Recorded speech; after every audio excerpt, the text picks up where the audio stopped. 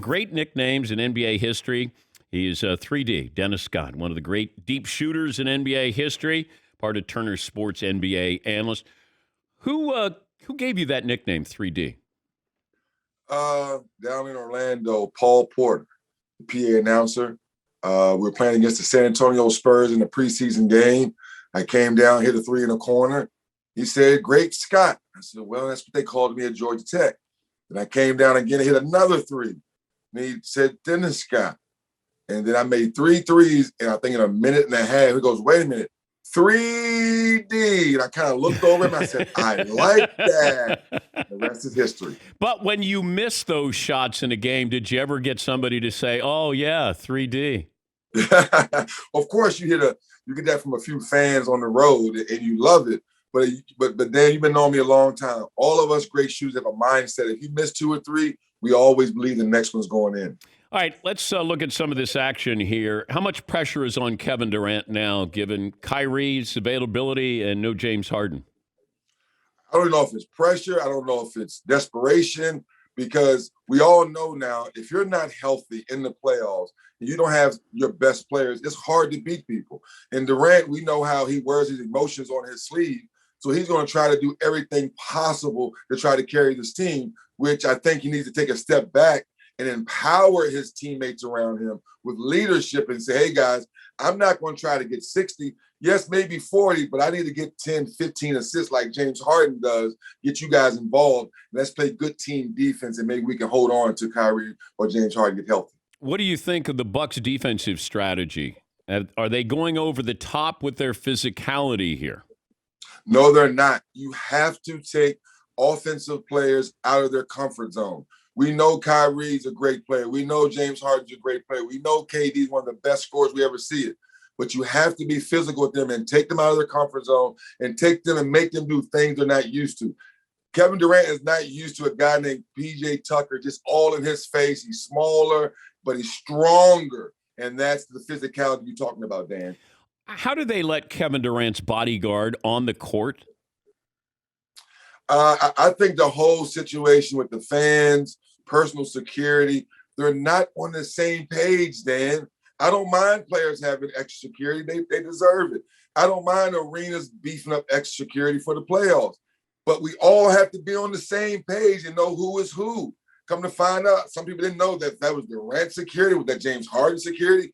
We didn't know who it was. We just know it was the guy that was dressed up real big, trying to do the right thing, but he didn't. I'm glad he didn't go overboard. Did you ever have an incident like that where somebody's on the floor and you don't know who it is and why they're on the floor? No, it was one time in Phoenix because, obviously playing with Shaq, everywhere we went, something crazy would happen. And then this guy around the fan, Shaq, I love you. And of course, security said, "Get out of here." Shaq was the stories I hear about Shaq, young Shaq at practice. Yes. Like he would run out with just his shoes on. Is that true? Just his shoes and his birthday suit.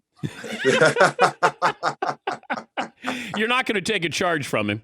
No, you're like, no, you do that for you, big guy. I'm not taking a charge in your birthday suit. Oh, what a goofball. Would you have tossed the Joker? I would have not have tossed the Joker. I understand the rules. I understand what Adam Silver and the Brain Trust is trying to do is to keep the game calm. But we know the Joker was not trying to aim for Cam's face. We know he was trying to do a hard foul. If he gets the ball, gets the steal, we're yelling, "Oh my God, great steal by the Joker. He's trying to get back in the ball game." It's an unfortunate situation. I don't want fans to put a smear over his MVP season off of one little small incident that it wasn't that serious, in my opinion. Yeah, I think it was how it looked, though, Dennis. And right. Yes. And he was frustrated. You got his coach who's calling out his own team, saying they quit. And I think it's probably the Joker saying, let me try to make something happen. My point is, you're the MVP. You can't be in a position to all of a sudden have a hard foul on somebody. You can't risk that. And that's my problem with it. And would I have tossed him? No. But he put himself in a position where he got tossed, and I blamed him for that. And I think that's a great learning experience for him now that he's turned that corner to be a true superstar. Because the last couple of years, so many people didn't want to give him his flowers, as we say, or excuse me, his roses, as they say, while he's alive. But He's proven he's a true superstar, he's a true MVP. He'll learn from this incident and move on and still be a great player. If you watch him, how about this? If you were just going to explain why the Joker is so effective and somebody didn't see him, how would you explain what he does? Because he can't jump. He's not quick. He's strong. He's got great eyes, great hands. But how do you explain somebody who does what he does? Well, Dan, I said it again, you've known me a long time. You know, back in the day, when you come to our games, just like now, music, right? Everyone listening to music, you get hyped up.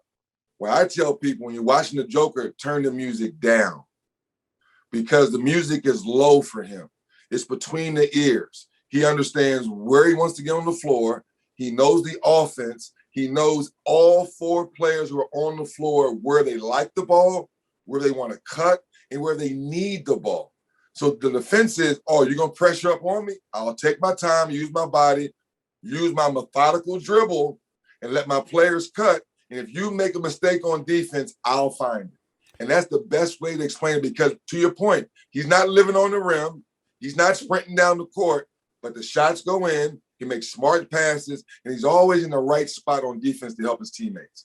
He's Dennis Scott, Turner Sports NBA analyst. The coverage continues tonight on TNT, Sixers, Hawks, and then it'll be Jazz and the Clippers. You know what to expect out of the Clippers, Dennis? No, I don't, because I was on that series with the Mavericks, and I saw what Luka Doncic was doing to the Clippers, so I was a little nervous for them. And I was saying to myself, if the Dallas Mavericks front office would have made a few better moves, they'd be in the second round. They need another shooter or two to make a few more shots, and the Clippers would be on vacation. On the flip side of that, Ty Lue, because we know he didn't panic, he went to Luke Kennard. And we always like, Luke Kennard, Lou, what are you doing? He's not going to help you. Oh, wait a minute. Three, energy. The next thing you know, they advance. So with that being said, I agree with you earlier before I came on. I don't know if Reggie Jackson can continue to make shots because he is shooting the blood out of the basketball. I'm very happy for him. If he can continue that, along with playoff P, not pandemic P, then I think Clipper Nation could be excited and possibly going forward.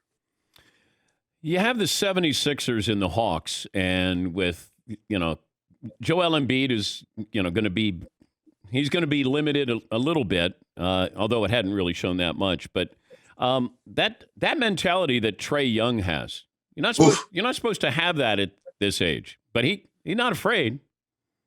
No, Dan, I just love this generation. Very similar to Devin Booker, where we're saying that, oh, you got to get in the playoffs, you got to lose around, or you got to be like we were in Orlando, you got to get swept your first time you go to the playoffs.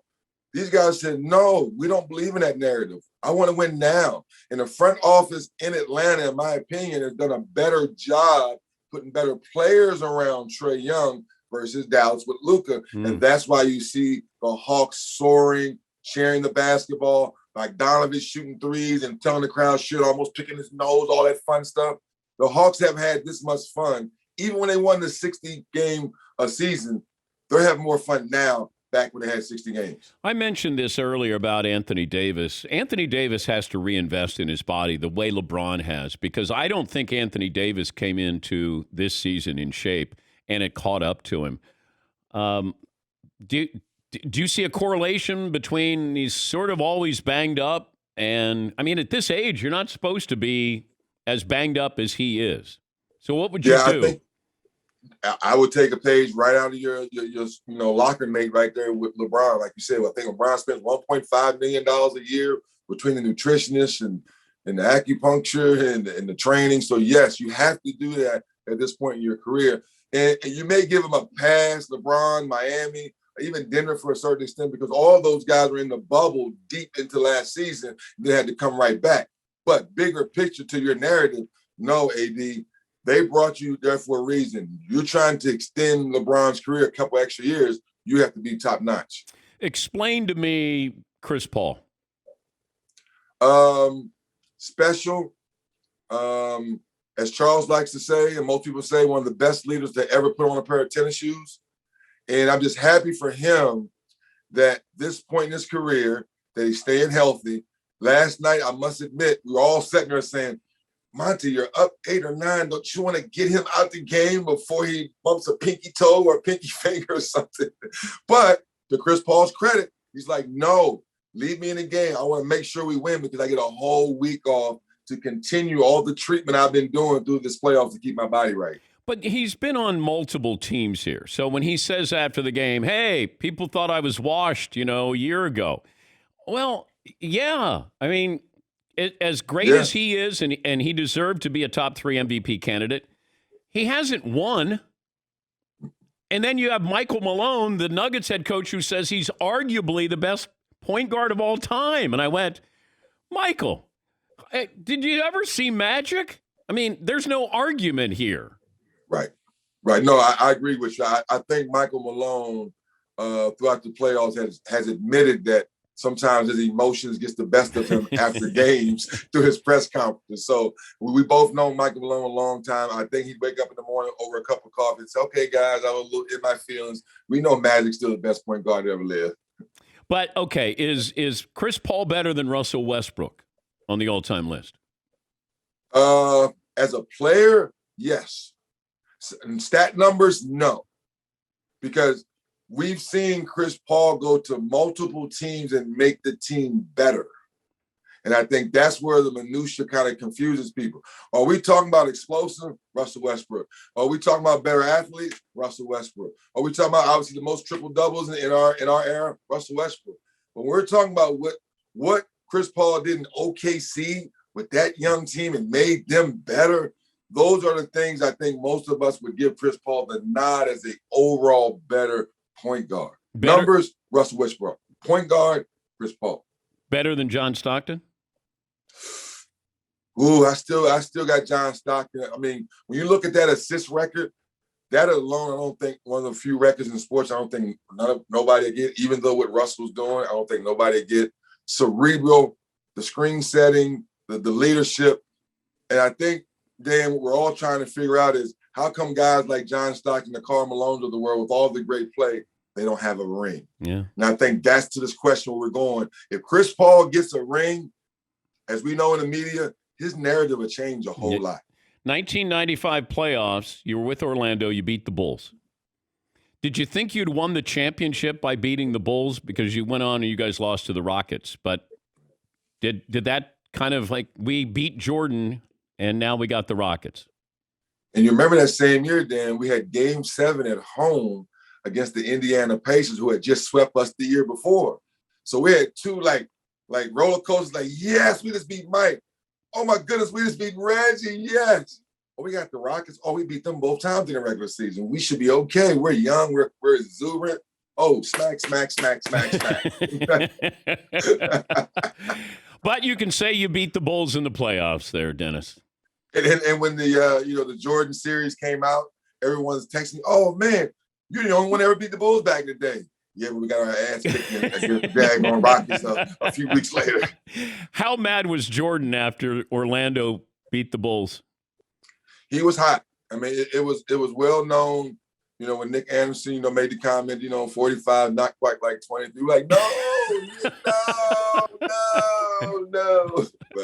But we knew Mike was going to come back and change, get his body right after coming back from baseball. We knew that. We know what type of competitor he was. And then you got swept by the Bulls the next year. The very next year, we're rolling, having a great year. I think we're second in the East. And we're like, uh-oh, he's got that look in his eye. We've seen that look. We've seen yes, that we look. have. Yeah, we've seen that. And it's a different look. And I think Kobe had it. And I think watching Devin Booker and the little exchange with him and LeBron with the jersey, and LeBron was honest. Devin's different. Devin's ready. Devin's not just happy to be here. He's not just happy to possibly get this new max contract. He wants to win and be the next guy we talk about every day. I was wondering about this, Dennis.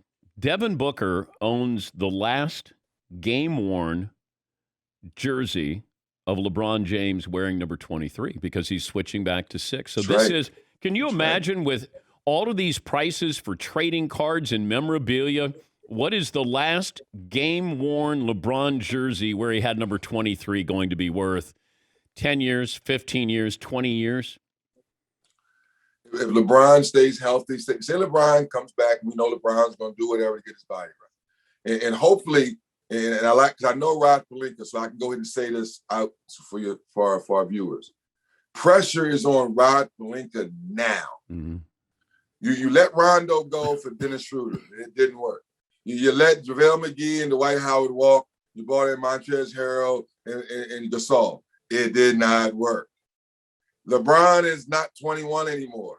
As much as we love what he's doing at his age, we know Father Time is still undefeated. We just talked about AD taking care of his body. Rod Pelinka has to put the right vets and the right shot makers around both of these guys. Otherwise, Laker Nation is going to be in trouble the next couple of years. Great to catch up with you. As always there, Dennis, thanks for joining us. Come on. When I got the phone call, I said, Dan, I said, no problem, baby. I love my guy. Thank you, buddy. That's right, buddy. Dennis Scott, one of the few guests who's a better shooter than me.